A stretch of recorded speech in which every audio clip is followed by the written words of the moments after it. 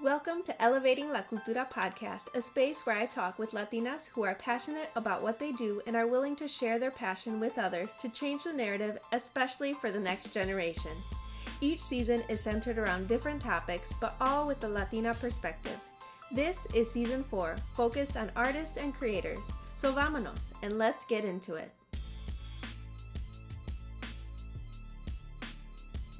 Today's guest is truly inspirational with her many gifts and talents.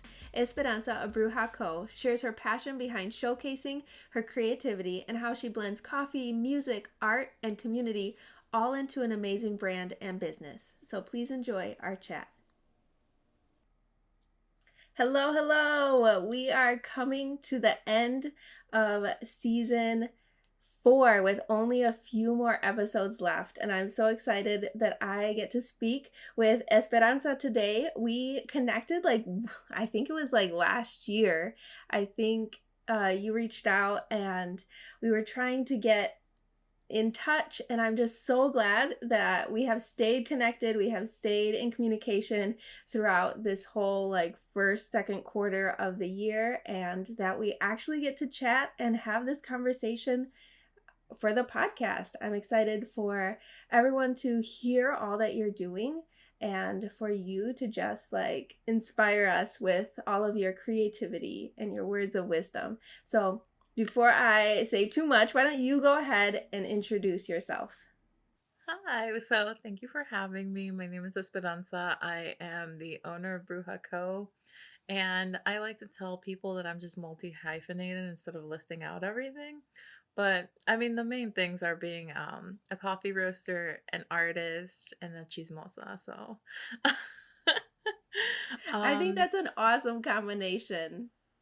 yeah, I mean, it's my favorite thing. It's my favorite pastime, and I like that I can make it into a job and incorporate it in every aspect of my life.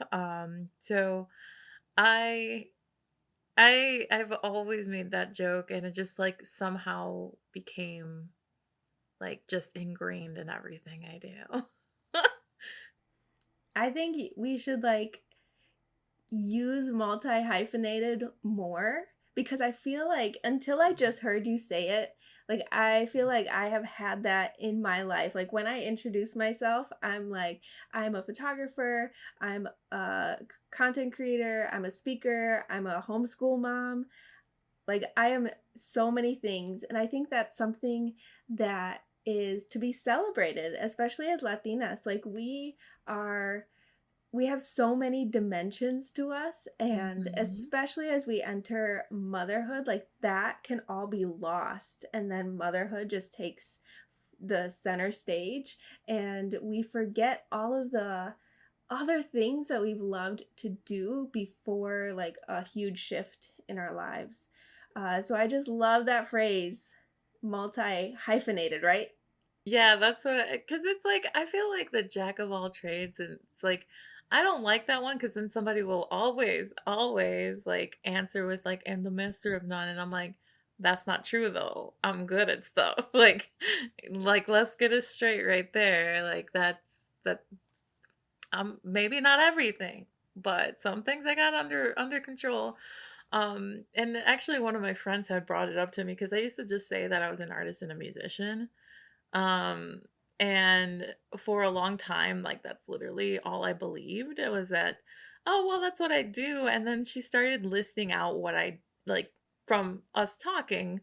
Um, one day she just was like, you know what? You're just everything, aren't you? And I was like, what do you mean? She was like, you do your own accounting, you do your marketing, you do social media, you do YouTube now. So you're making all this content. And we can start breaking every single one of those, um, I guess, jobs that we have into multiple things. And especially when you're an individual who is pursuing entrepreneurship or business in general, you are doing more than that. And I always tell people, I'm like, yeah, I could just say that I'm the owner of Rujako or the CEO of Brewja Co. But realistically, I'm also the marketer of Brewja Co. I'm the whole marketing department. I'm also the finance department. I'm, the outreach coordinator. I'm also the janitor of Brujako. So like, I I ever since like she just started listing out all the things that I do, I was just like, you're right, but that's a long list to keep track of. So Yeah, why don't you explain a little more what Rujako is? oh yeah, I totally forgot about that part. So Brujako is the combination of all my loves. It is my love for community. It is my love for art. It is my love for coffee.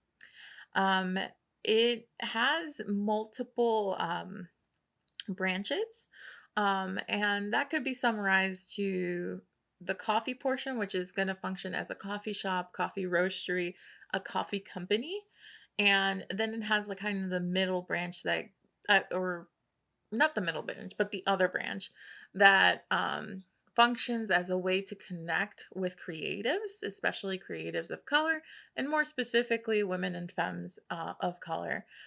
So my focus is on highlighting those people within Brewja Co. And then you have the chisme part, which is the glue of Brewja Co. And I like to think of it as beyond just chisme. I think of it as community. I think that for many for just community building comes from the conversation.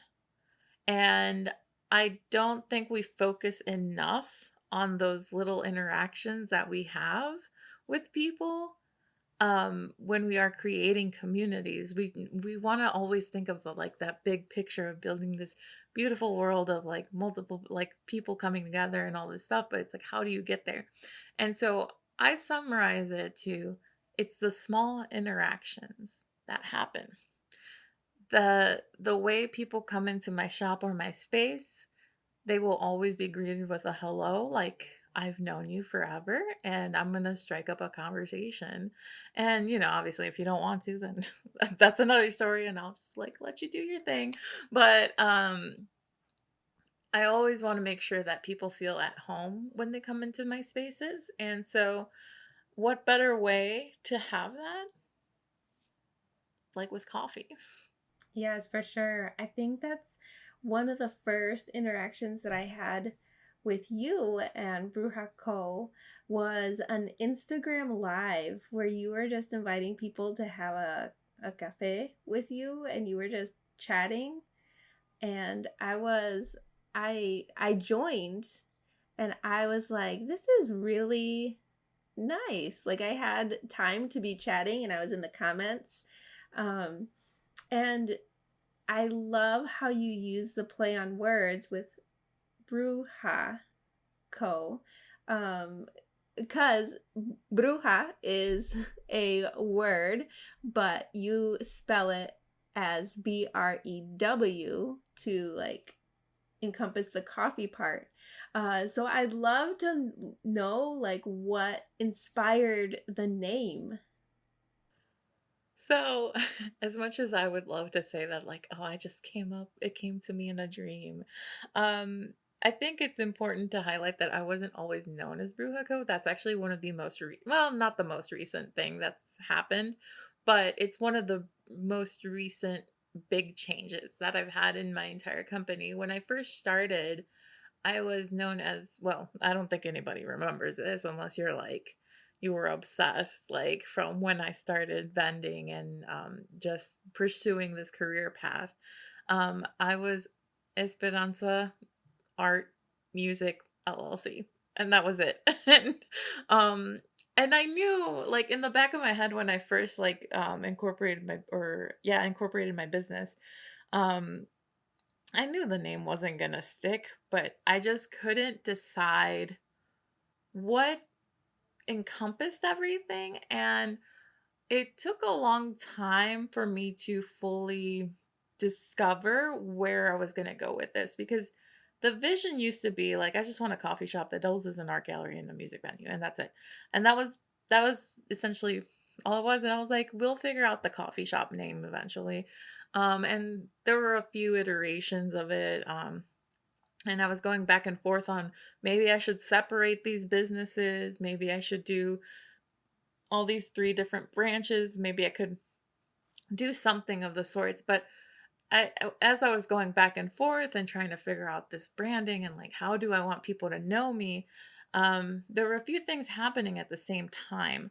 I was I was like starting to discover my spirituality, and then like on top of that I was still trying to define like the all like what are the main things that I want people to feel when they see my business. And one of the biggest things was authenticity and comfort. Um, those were just things that I wanted to convey. And it kept going through different things. I was like, maybe I should go buy cheese mierte, like, because I always liked puns. So, like, it would be the chisme and then the arte in caps lock. So, if anyone wants to take that one, you can. Like, if you feel permission, just, give me a shout out. But I was like going, like, I was just trying to figure it out, and like nothing sat with me.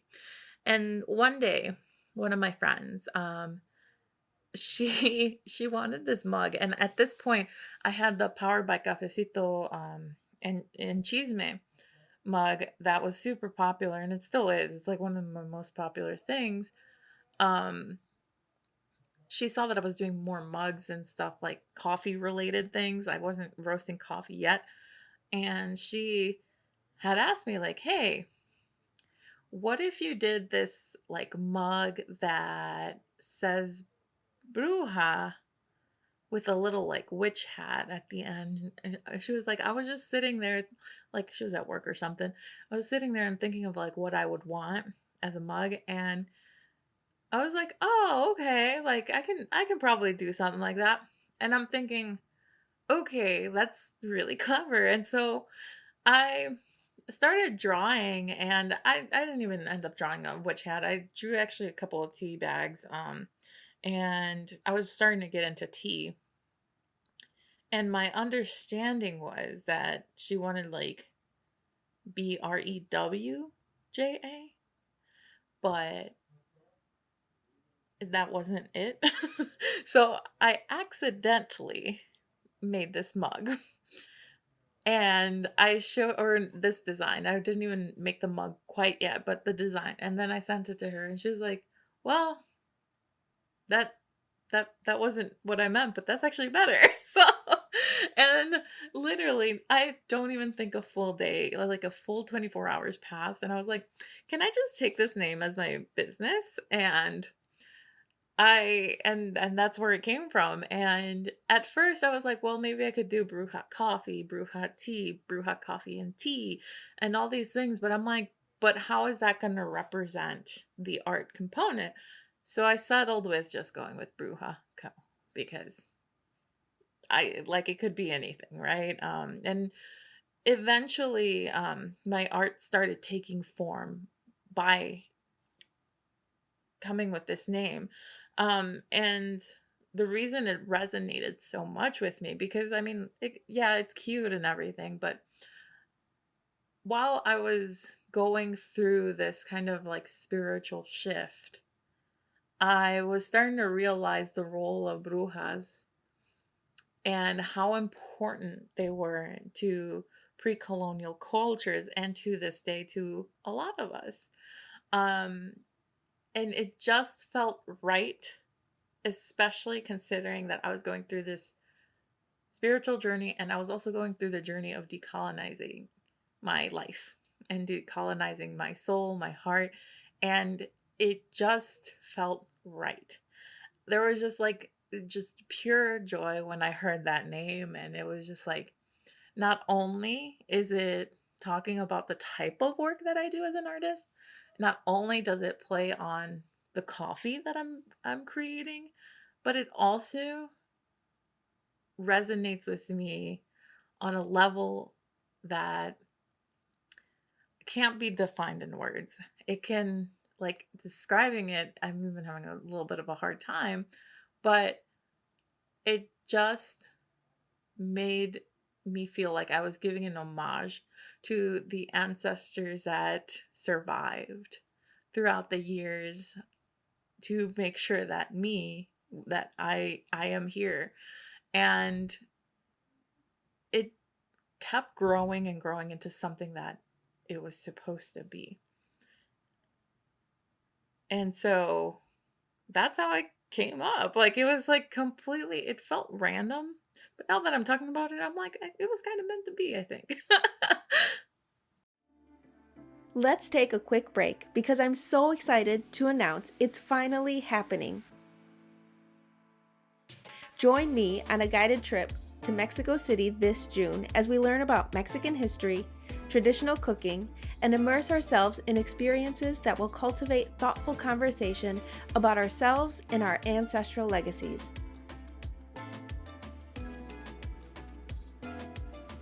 This is the time to pour into yourself and enjoy a meaningful and curated trip where I take care of everything in Mexico and all you have to do is enjoy. To get all the details and apply, visit carinamora.com. Now back to our guest.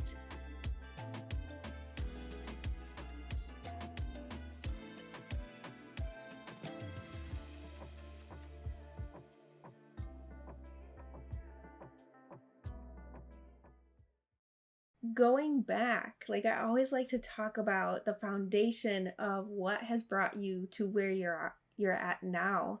Like even through schooling, when you were younger, did you always want to be an artist, a creator, a community builder?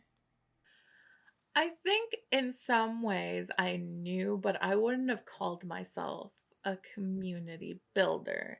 Like specifically an artist, like, okay, that I've always done it since I think I used to do this when the earliest memory was when I was 2, and you know those like little cheap nail polishes that you get for your kids, and like 4-year-old ends up getting it everywhere, and it's gummy, it has glitter, all these things. So I used to have those, but I didn't use them for my like I use them for my nails, but not really. I mostly use them to paint napkins, and so I always did stuff like that. And over time, I got really competitive with my brother for what. Well, I mean, we're siblings, so that's just kind of what happens. Um, and we started getting into Pokemon. So then he started drawing Pokemon, and then he kept telling me that he could draw better than me. And I was like, no, no, that's not true. And so we would get into like these things. And one day he was just so impressed that this 4-year-old was able to copy exactly what the paper had.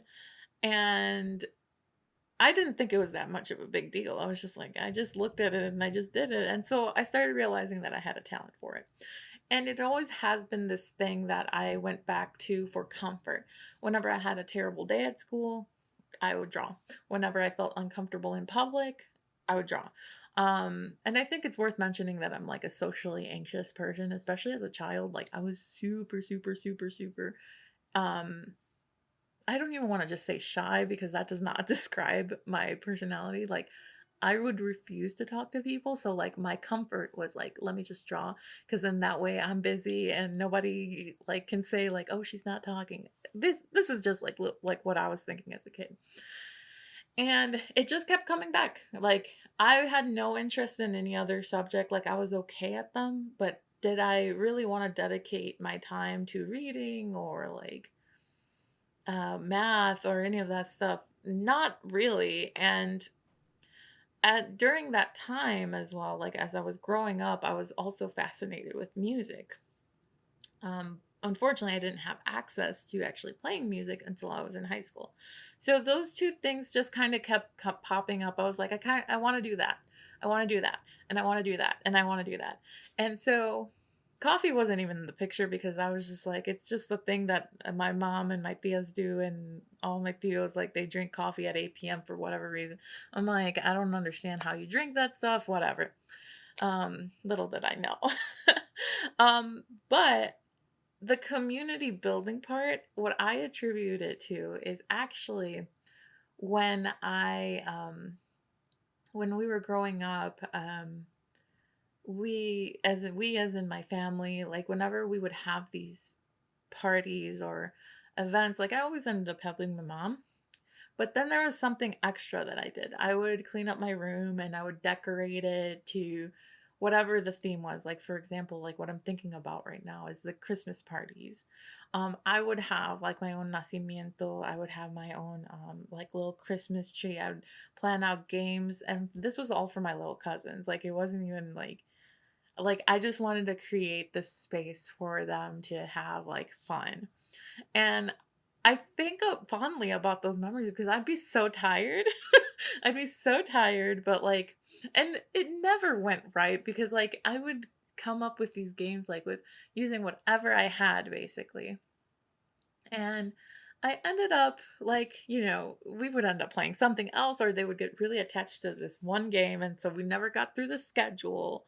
But it kind of just, I think it was like that thing that it was like I was creating my own party just like how my mom was, or like how this how we came together with this one commonality. And as I was growing up, I started realizing like, okay, well, I like art and I like music.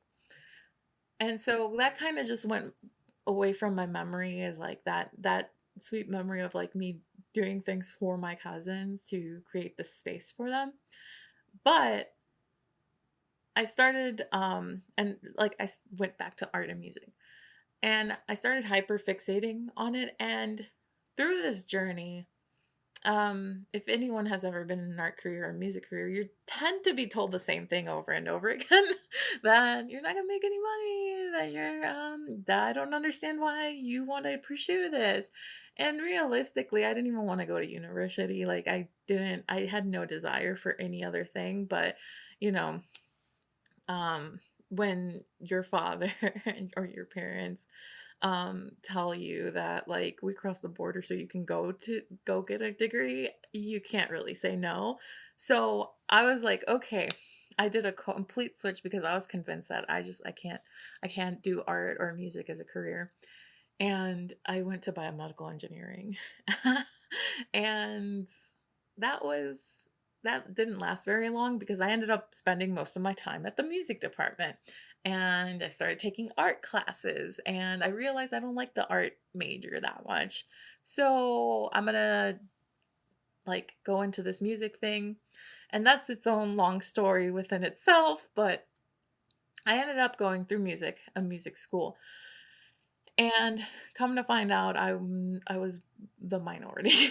So I was, and I didn't fully acknowledge it, or I didn't fully understand what I was experiencing going through this time. So I ended up like realizing like I don't think I want to be in an orchestra. I don't think I want to do these things. Like, I am having a significantly harder time than my white counterparts. So, what can I do?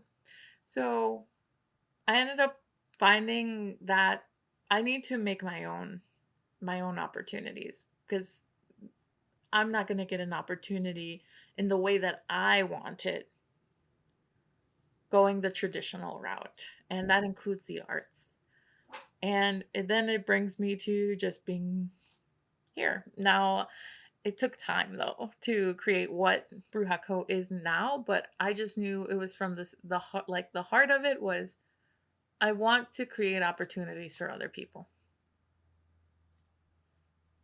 And that's where it started.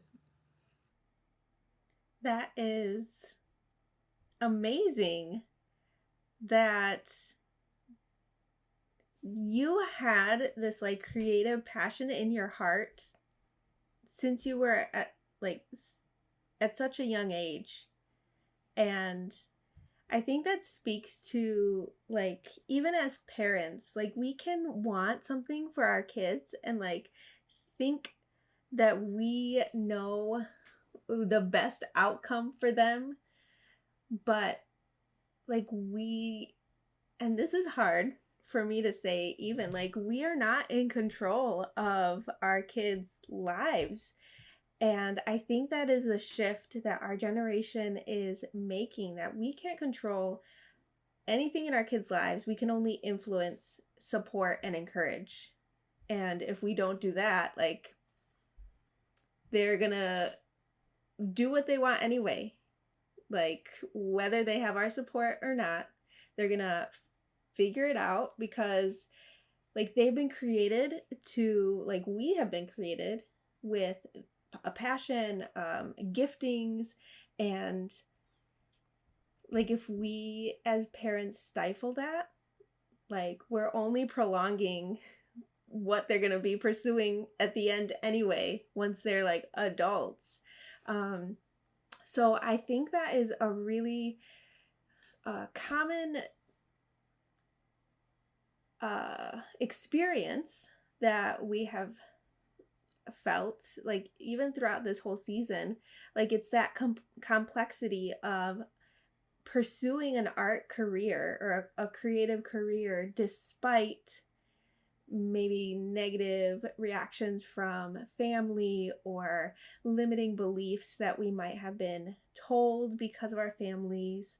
um, and it's just like, it's amazing how we can just push through. And I think I want to shift, or like what I'm trying to do with the season, and also with the creatives that I talk about outside of here, like my inner influential circle, is to shift the narrative of the starving artist mentality. Like, I don't believe that it has to be like that. And everyone that I've interviewed on this podcast is proving that it doesn't have to be like that. And exactly what you just said, like you may have been uh what's the word, may have been conditioned to think about this starving artist mentality, which is why like the fear of family has pushed us to pursue something else as far as like higher education. But like our generation is proving that it's not that way. Like it doesn't have to be like we don't have to have a starving artist mentality. I would love for you to explain how your work today has like evolved, and like what you offer now as far as like your work, the studio space, like everything.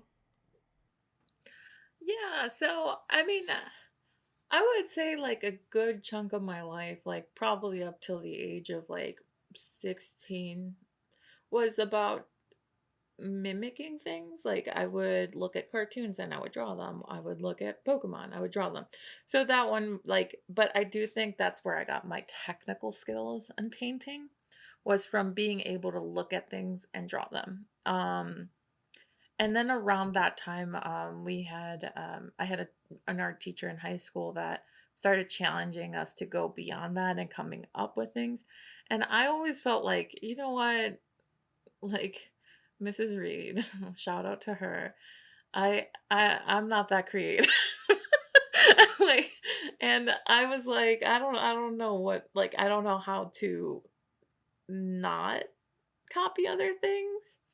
And so, but she challenged us, she gave us prompts, but I always settled to what felt comfortable. At the time, I was like, this is not creative. Um, and it still like fulfills that need to copy what I see. And so I would just draw like my hand, my face, people's faces. And I kept drawing portraiture. Now that I know the word, it's like it's portraiture. It's taking in the human body. How do you draw that or whatever? And over time, like the obsession, and you see it in my early works too. um I have so many drawings of hands and hands, and I have drawings of faces, and most of it gives this feminine energy. And so I consider that early period in my life, between like the ages of 16 to like, I would say maybe even 20, like, so it's not even been like that far away. That was the time that I started exploring, what do I actually like? And at the same time, I was also learning about marketing because I started getting this idea of like wanting to create opportunities for other people around 19.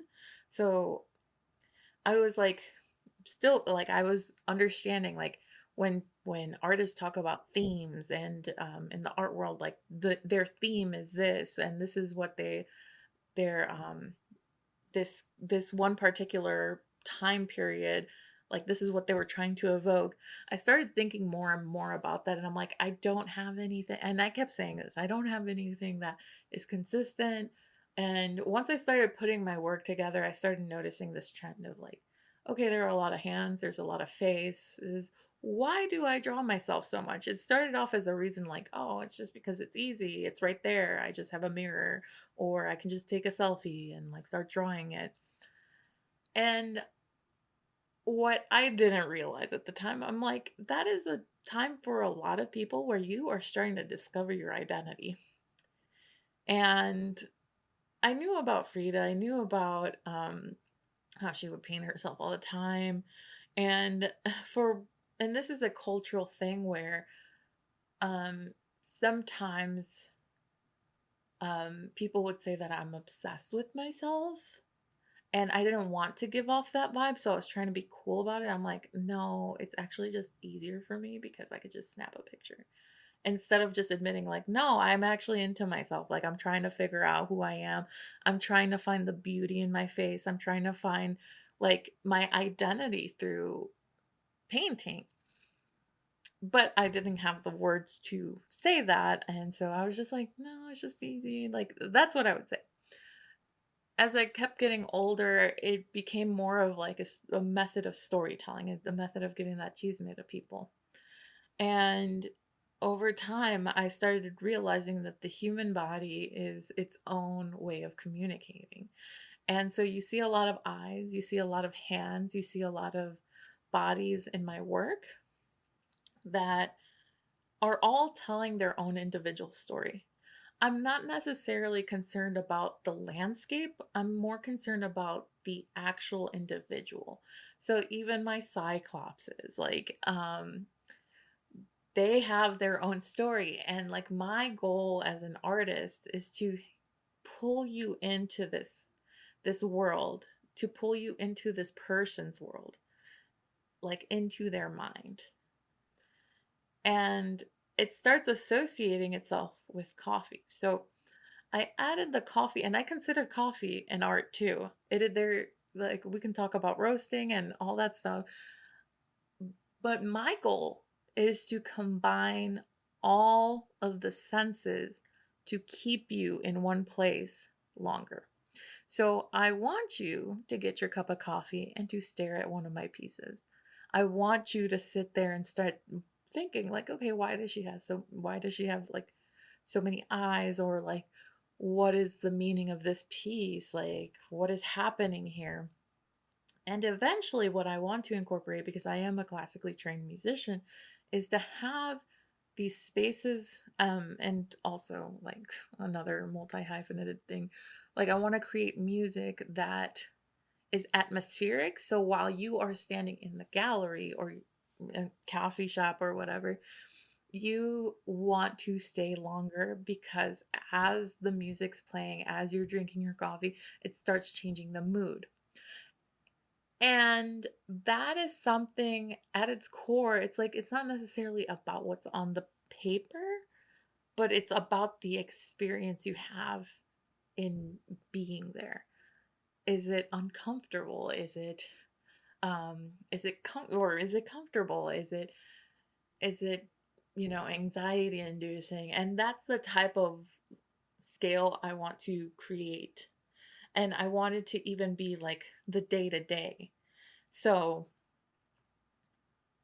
that basically sums up what Rujako is, and also the type of artwork that I create.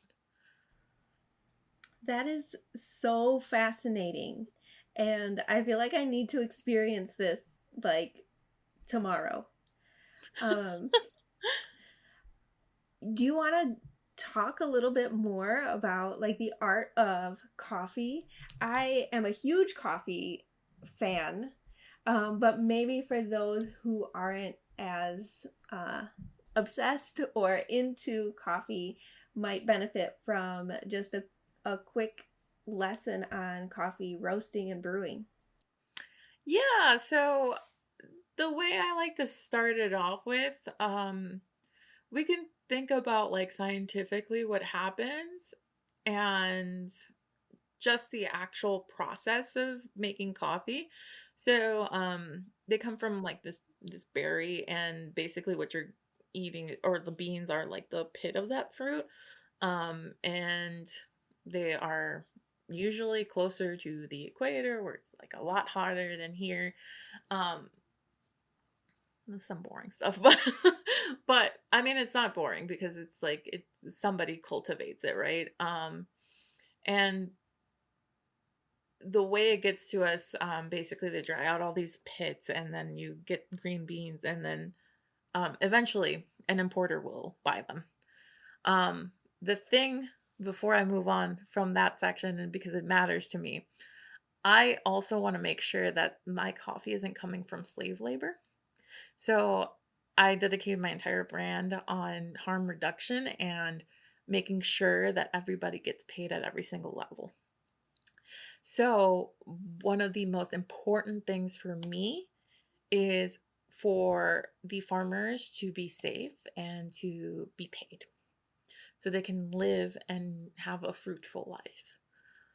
Especially considering how unethical a lot of our food consumption is.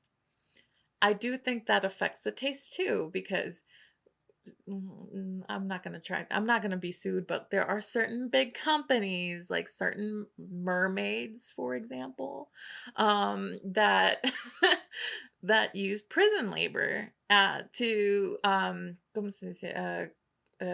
Like to cultivate the beans. And so there are people behind this, right? I don't know about you, but, like, if I think about even, like, the type of work when I was getting underpaid that I would make, it's not as good as, like, if I were getting paid a full and being treated as a human. I think that impacts the taste. Some bad vibes, like, I do not get good vibes from the mermaid. So, I do believe that when you are doing something that gives you a fruitful life, it almost gives energy into the coffee. And so what I think, and that kind of goes into more of my spirituality, but like um when we have ethical coffee, what tends to happen is that the farmers pick out the bad beans. We call them Quakers, and basically they end up tasting a little popcorny. And when you have good beans, they absorb whatever the fruit tastes like, or from whatever country or it is from, because all of them have different nuances and taste to them. So when you pick out these beans, then the coffee gets that strong flavor that is known for that region. So then an importer buys it. I'm not there yet where I can directly import to myself. So then I work with an importer to say like, hey, what type of beans do you have? And I get the ones that I want. And from there, I already have some set blends that I have created, and they have their own process. For example, with my Amor Eterno, that was my very, very first blend. And the reason it came about was because I was thinking about the love and compassion and the dedication I had to coffee. And what I wanted was something that represented me almost. Like I wanted something that was sweet. I wanted something that was like surprising, but also mellow. And so that I came up with the characteristics of the coffee. So this is where the artsy part starts coming from. It's like I didn't have what type of bean or any of that stuff. I was like, this is the characteristic that I want. So then what ended up happening through that process is that I started designing the label, and I had my Spotify like list on, and I was like, I don't know what I'm going to call it, but it's going to be something. And as I was finishing the drawing, Amor Eterno came up, and I was listening to it, and I ain't gonna lie, I cried a little bit. I was like, It really hit that time. And I started looking into what, ooh, like who wrote it, why they wrote it, and just the story behind it. And again, it gave, and I knew that it was a song that was sang to mothers, especially during Mother's Day, but I never knew how deep it went. And it really brought me, it moved me knowing that this is a song to someone who has passed, a motherly figure, someone who represented so much love and strength and resilience in your life. And to me, that was like, this is the coffee. This is what it is. This is what I want Brujako to be. This is this is the perfect song that represents this cup of coffee, or these coffee beans. And so created the blend. So now I have the packaging and I have the types of beans or the characteristics that I want, and then I have to figure out what beans um are gonna make this characteristic come to life. So then it goes into the process of like actually then figuring out what beans and then what ratios of those beans. Because if I want to highlight the sweetness a little bit more, I might go with, I'm not going to say the bean out loud, but I might go with just something that's a little bit more floral or more fruity. And if I want something that's mellow, I'm going to go with something that's like very like base level, not too acidic. And so the process goes like that, and then I end up taste testing it. So usually I bring it to a few people. I'm like, and I don't tell them like what it is or anything. I was like, what do you think about it? What's the feelings you get? And so, and then that process can go back to like maybe we need to adjust the beans and all that stuff. So it is very much like a huge process, coming from like when it's cultivated to when it gets in my hands to when it's roasted, when it's prototyped. And then eventually, once I have it done, that's a blend. And then I consider, when am I going to bring it out? Because there's also seasons for coffee. I think this is a perfect time to ask where your inspiration comes from for all of this creativity. You may have like you've been like hinting at it a little bit, but where does your inspiration come from? I think that, like, there's the obvious of my parents, and I can't even define how grateful I feel for seeing their story. I I see the story of previous ancestors. I see the resilience and the power, the elegance in the story of being Latina and Latine. Seeing how they created this world for themselves at the expense of not knowing what might happen, at the expense of what could have been their life, has not only made me feel deeply indebted to them, but also to the ones before that I never got to meet. To every single generation that had a story of survival, especially considering when colonization, when the 1600s, when the Spanish came to what is now known as Mexico. I think about every single thing that all my ancestors had to endure. And I think about every single story, every single like bit of strength that it had to take to get us here. All the way, all that lineage, all the way down to me, has made me feel like I have to. I desire to create the world that they were wanting to be in. The harm that was endured has made me want to cultivate spaces that engage, cultivate spaces that challenge, and ultimately cultivate spaces that bring joy. So, my inspiration, the direct lineage of like who I know, those those are my inspirations.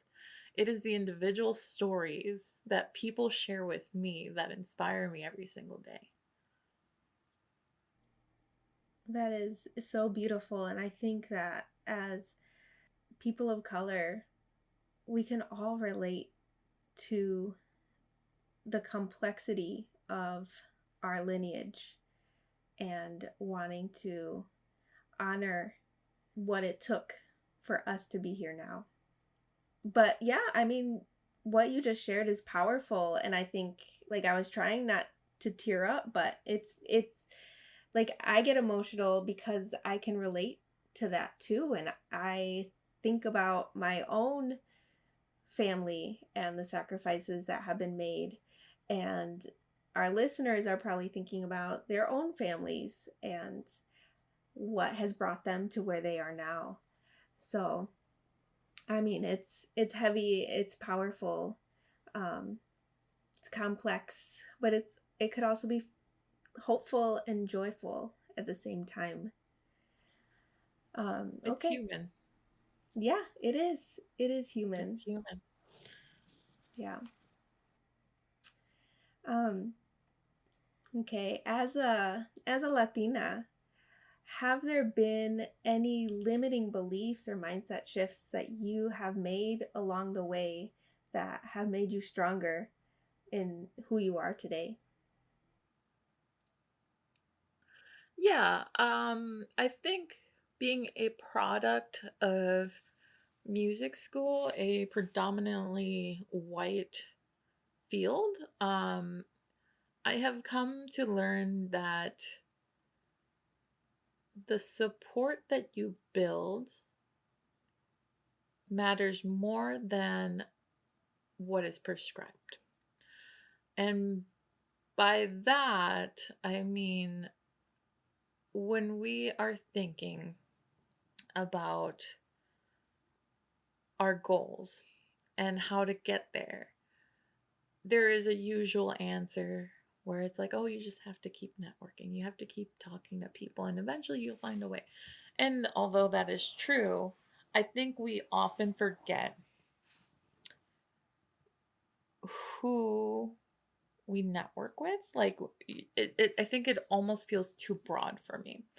And time again, I have found that the women that have supported me, um, and they're all mostly all women, um, who supported me through some of the most difficult times are people who I share an identity with. And it's because I do not have to explain my humanity to them. And so for me, it's it feels like I almost self-limited there, but it actually empowered me more to seek out people who have shared experiences. And it brought upon a larger world for me because I am not trying to tailor my identity to what should happen. And I say that in air quotes for anybody who's listening. And I think my limited belief was that I have to talk to everybody and I have to be a little bit of a people pleaser to get where I need to be. And if I could go back to my 18-year-old self, I would hug her and tell her, like, no, you go to the places that make you feel safe but challenge you. Go to those people. Those are the people who are going to support you for the rest of your life.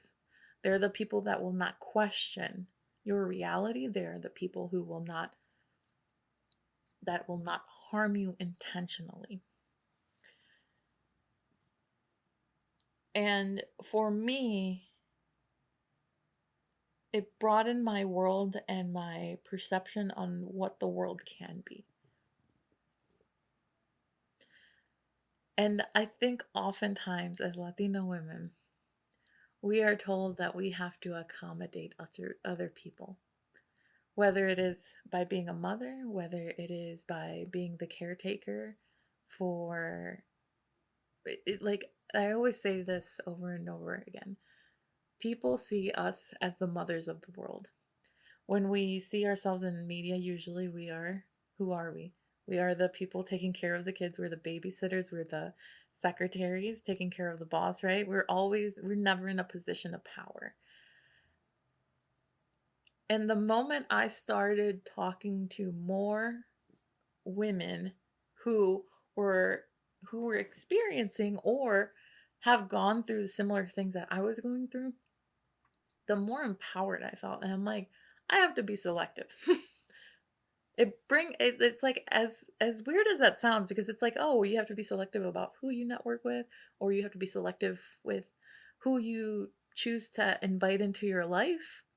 Seems limiting, but to me it's brought nothing but joy and has broadened my landscape of what camaraderie looks like and what does empowerment look like. Yeah, I think it's being intentional about who you spend your time with and whose voices you're surrounding yourself with, because if you surround yourself with the wrong voices, if you're networking with the people that don't necessarily uplift you or encourage your humanity, then it could be very draining. And so yeah, it is being protective and intentional about your time. Mhm. Cuz I mean, I know for me when I was younger, it was very much about and I see it more as a pattern now as I'm older, that exploitation on our intelligence, our emotional awareness, and just like our humanity happens in different ways. It doesn't always look like doesn't always look physical. It doesn't always look um it, it it's or it doesn't always it's not always overt.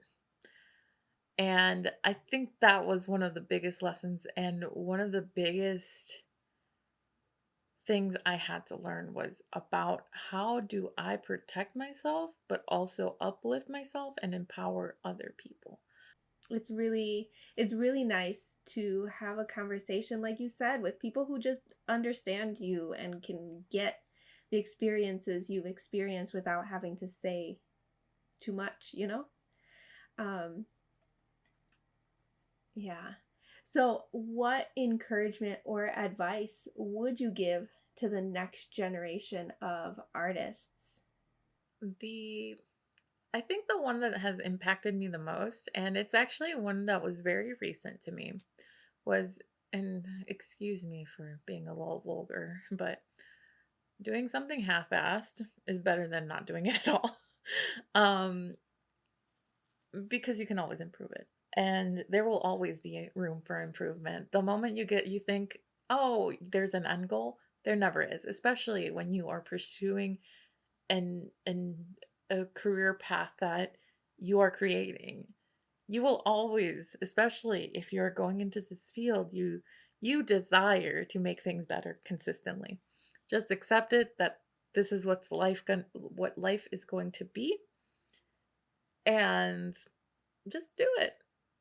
Because either that or you're just not going to do it. And what's worse? Not doing it. At least you leave without doubts. So I think, just to reiterate, it's better to do it half assed than not to do it at all. This conversation has been so good, and It's rainy today in the Chicago area, and I am like ready for a little cafecito to warm me up. I mean, it's pretty warm, but it's still like, gloomy.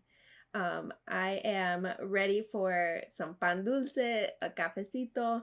But I want people to know where they can find you. I know that you've got some stuff in the works, so share where people can find your stuff and help on your next endeavor.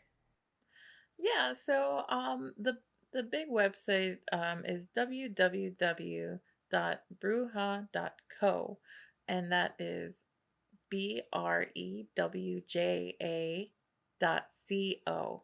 It's not com. So that is where you can essentially find my Facebook, my Instagram, my Twitter, all those things, YouTube. Um, Otherwise, you can just look up Brujako Co and I'll probably pop up there. But I also have a physical location. It is on 95th and Pulaski. And of course, you can also Google the Brujako Co Gallery. And you will be able to find me. As of right now, I function as appointment only, and on Saturdays I open 10 to 3. But my project right now is my Kickstarter because I want to push into actually having a coffee shop. To give a little tidbit about that, I have been working for almost 6 years on what is now known as Rujako. No, it's actually more, 7. Oh my God. 7 years. Into creating where I'm at now. And so now it's time. I felt that it's been time to actually have a coffee shop. But if you don't know, coffee shop equipment is so expensive. To give you a little taste, an espresso machine is about $25,000. I don't want to pay it, but like I got to. So I got that and the coffee roaster and a bunch of other equipment that I want to get. But I have this Kickstarter, and pretty much you get a bunch of neat stuff out of it. It's not just like GoFundMe where you just put money in. You actually get like these exclusive like Kickstarter stickers and mugs. And the theme for this one is puro cafecito y party. So you can check that out. And you can just either follow me, Google me. I don't know. Follow me on TikTok. Awesome. Yes, you're on TikTok and Instagram, right? Yes, and Facebook. I'm on LinkedIn. I'm on everything. Awesome. I always put the website and info at the end of the podcast. If you're watching online, you can see the YouTube video and get all of the info there, or the show notes on the website page, and then in the show notes wherever you get your podcasts. So yes, go check that out. Follow everywhere, and if you can, help out on that Kickstarter. But this has been a great conversation. I'm so glad that we were able to chat. I'm so excited for people to hear your story. So thank you so much. No, thank you. That was really good. Great. All right, we will talk soon. Bye. All right, bye. I always get so fired up and inspired after each interview. I've got to make it down to her studio for coffee, and if anyone wants to join me, just send me a DM and we can go together. And please check out her Kickstarter. Okay, amigos, thank you so much for listening. There'll be a new episode every Tuesday, so after you listen, feel free to take a screenshot and post on Instagram and tag @elevatinglacultura or send me a DM. You can also comment on our YouTube video if you're watching online. I always like to hear from people and how they resonate with the stories that I share. So leave a review on Apple Podcasts so we can get more ears listening to these stories and we can continue elevating la cultura. All right. Enjoy the rest of your day, afternoon, evening, whenever you're listening, y nos vemos next week. Bye.